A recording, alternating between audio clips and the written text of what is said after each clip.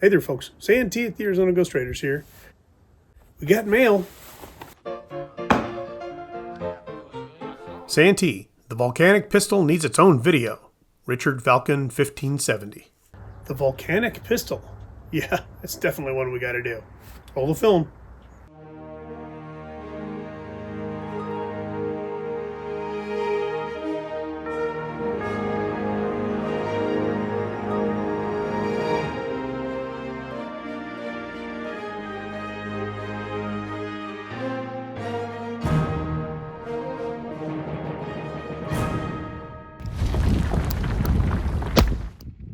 I've been learning about historic Old West firearms for a long time, and I've seen some really interesting ones. One that stands out to me is the Volcanic Pistol. In 1855, the Volcanic Repeating Arms Company was started up in Connecticut by Horace Smith, Daniel Wesson, and others. Smith and Wesson and me?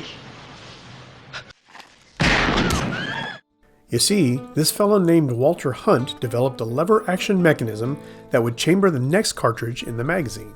I also invented the safety pin, but nobody cares about that. Although it wasn't the first in this venture, its progression led to one of the most famous repeating rifles to settle the West.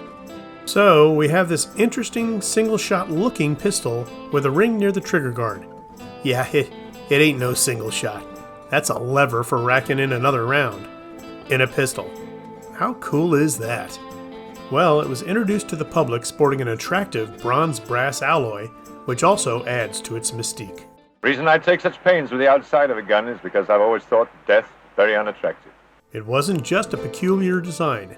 Hunt chambered the Volcanic for his patented rocket ball ammo. Also revolutionary, it was basically a long, hollow lead bullet with powder and a percussion cap built in. These were manufactured in 31 and 41 caliber. Pistols in 31 caliber were made in either 4 or 6 inch barrels holding 6 or 10 rounds.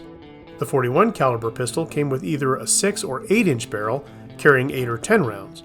These self-contained cartridges would be inserted into a spring-loaded magazine much like its successor. Thank you, Lewis Jennings, for your patented movable ammunition carrier. All this sounds good, but there wasn't enough powder and the gun was criticized for being underpowered.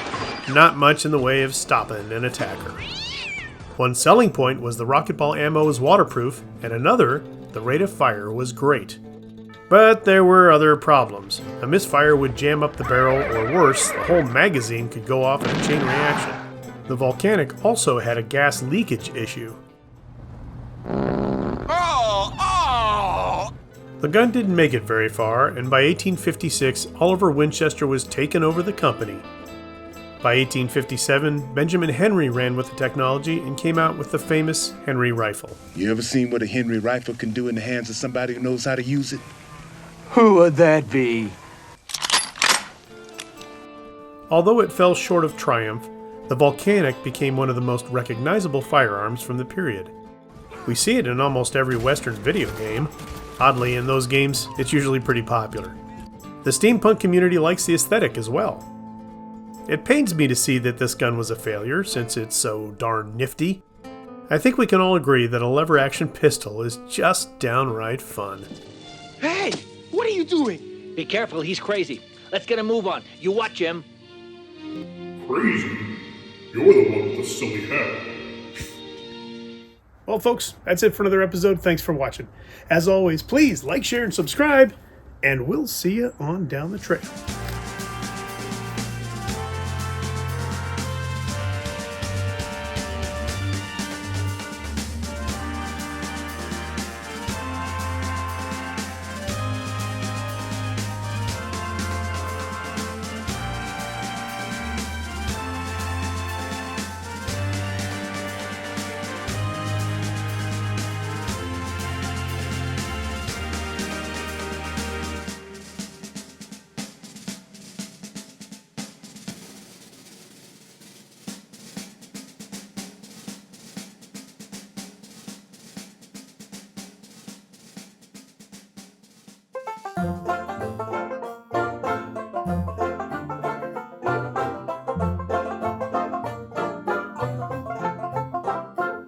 Hunt chambered the Volcanic for his patented